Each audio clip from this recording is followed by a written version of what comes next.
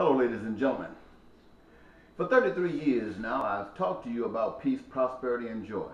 I've talked to you about unlimited, unrestricted education for everyone, health care from the womb to the tomb for everyone, careers of choice for everyone, a reality in your bodies during these times where your dreams come true.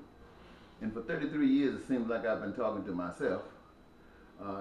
Seems though no one is catching on. And I try to do some research in my own spirit, in my own soul, in my own mind, and in that which is without, like books and et cetera, to find out why this is such a complicated matter. And this is what I have concluded. People of this world at large has never been taught about peace as I have mentioned it and as I offer it to you today. You know, as far as I can see, if there ever were a garden and there was Adam and Eve, then there was a possibility for what I speak of to have existed at that time. But from the moment that that spirit that was kicked out of heaven for trying to tell some of the angels that they were better than others and tell himself that he was better than God, came into that garden and told Eve and Adam that they were better than what they had been told they were. And ever since, there has been that division, Cain and Abel, at odds with one another. And I'm sure the only reason that happened is because Adam and Eve were at odds with one another. Split, divided by that lie. And ever since, all systems that have been discovered or introduced have always represented division. Every last one of them. If you read the Bible, those of you who believe everything in the Bible is true, in the book of Acts, there's a story about when the church decided that they were going to come together and do everything collectively. But this was just the members, not the outsiders, not those who were considered sinners, as it were, or Gentiles. These were only going to be people who were sort of whatever, they might have called them Christians at that time, I'm not sure, but they were followers of Jesus. And because they had two systems running, most of the people who even were Christians submitted a little bit to that cause, but stuck to the world's cause, just as it did when the people were trying to discover whether they wanted a king or whether they wanted to be ruled by God. They said they wanted a king, somebody they could see, somebody who experienced their lives. And so we've always had this. But the church today, and I guess all the way back, always believed that the government is from God. Americans believe that our government is from God.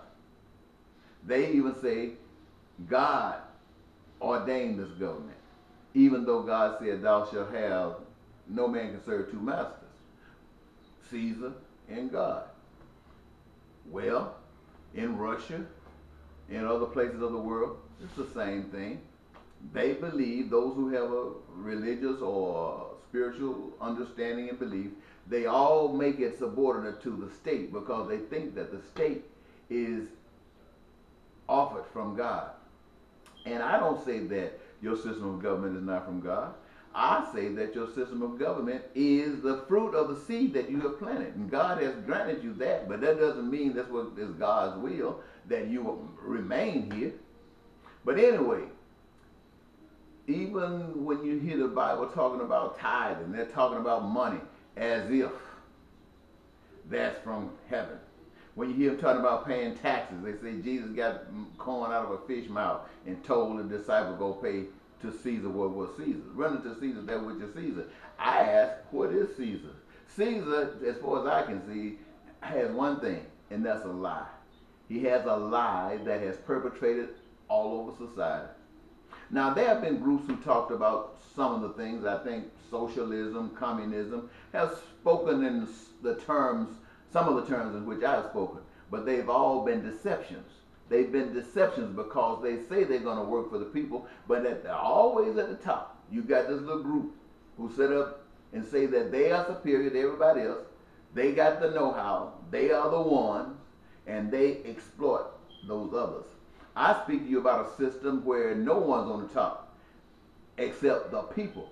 And anytime something gets out of line where it seems as though somebody is exploiting to get a better return out of life than the others, then that is the time to check it. Now, I say this to you because you act like you're afraid of peace. Your government is not going to give it to you. You act like you're afraid of prosperity. Your government, as it is today, is not going to give it to you. You act like you're afraid of joy.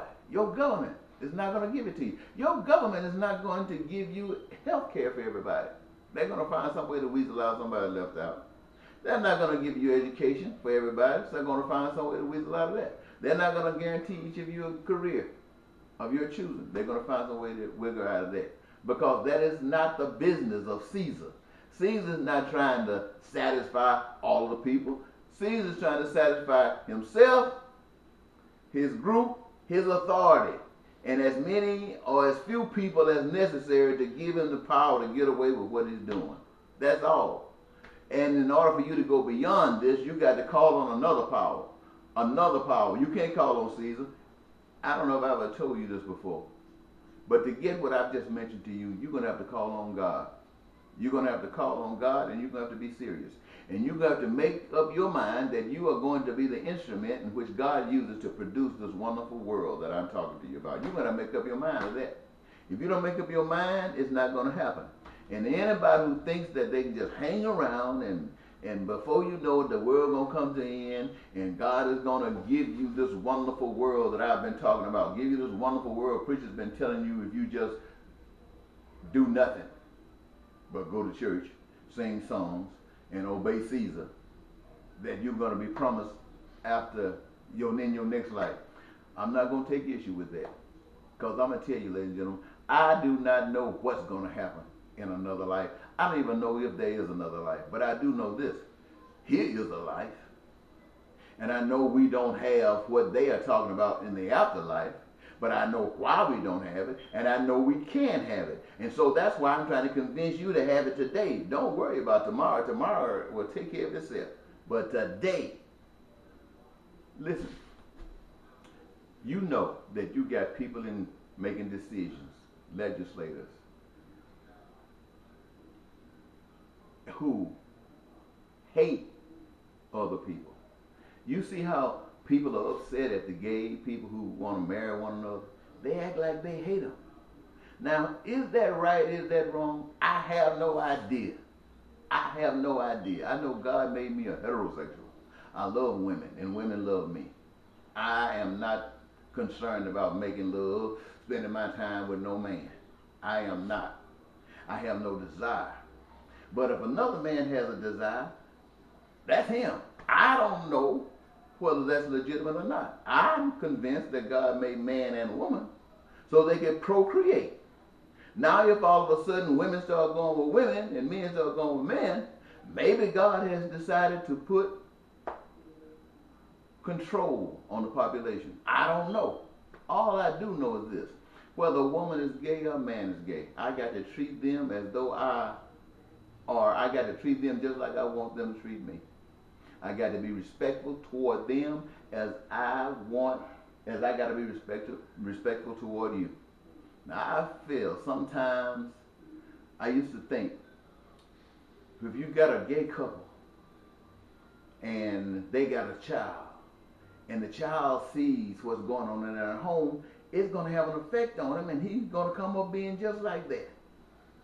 Some people say, well, I don't know. You know, most gay people were brought up in heterosexual homes. But I don't know if God has chosen this new approach to have population control. Maybe he wants to bring kids up, boys up, so they won't be marrying, procreating. I don't know. I don't know that. All I know is this. It doesn't matter if you're gay or not. I got to treat both of you the same way, not any different. And if something is wrong with this picture, let God fix it. As long, I guarantee you this, as long as God has not shown me what's really going on. Now, I can't assume that I know. I can't assume that somebody chose that as a way of life. I can't assume that. I don't know. I'm not gay. I can't say that. Most gay people say they were born that way. I can't argue with them. I don't know. Somebody said, well, they got a male or a female. So that determines what really are. I don't know nothing about that. I don't know, and I'm not going to try to pretend like I do. All I'm going to say is treat people right. Now, if the church, and they act like they hate this stuff. Now, there are people who hate black people. There are black people who hate white people. There are old people that hate young people who hate old people. And they are making decisions about our lives. What do you think they're going to say? You think they're going to do anything positive for us?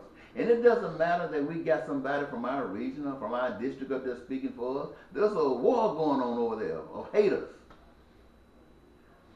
And the world is like it is because of that. I'm trying to get us as a people to stop hating and to start loving. That's what I want us to do, to stop hating and start loving. I know why you hate. You've been taught this stuff. You've been given through our environment, through our every education system, everything to indicate that there's a benefit at competing. There's a benefit at cheating. There's a benefit at lying. There's a benefit at stealing. There's a benefit at killing. That's why we go to war. There's a benefit. There's a benefit. But I want to take away that benefit to give you a bigger benefit. See, at the top, you say you got 1%. These people up there at the top got 1%. 1%. They represent what everybody in the world wants. Except they don't want to control people. They just want to reap the benefits of life. And I want the whole world, not just America, but Africa, Asia, Europe. I want everybody to reap the same reward that those at the top are reaping without killing, lying, cheating, stealing, competing, and all that other stuff. That's what I want. And this is where the church went wrong. They bought into the lie, and they have perpetuated that lie. And the people who go to church, or Christian people, do not know the difference. They are just going along with it because that's the way it has always been. That's why we got capitalism. That's the way it's always been. That's why socialist countries got socialism. That's the way it's been all their lives. Others got communism. That's the way it's been all their lives. Others got dictators. That's the way it's been all their lives. And that's the way it is because that's the way it's been all their lives. But that don't mean that's the way it's got to stay. Black people, you used to be a slave. You don't have to stay a slave. You're still a slave. White people, you used to be a slave. I know you don't know too much about it, but you used to be a slave, and you're still a slave. But you don't have to stay a slave. I'm offering you a way out. Until next time, bye-bye.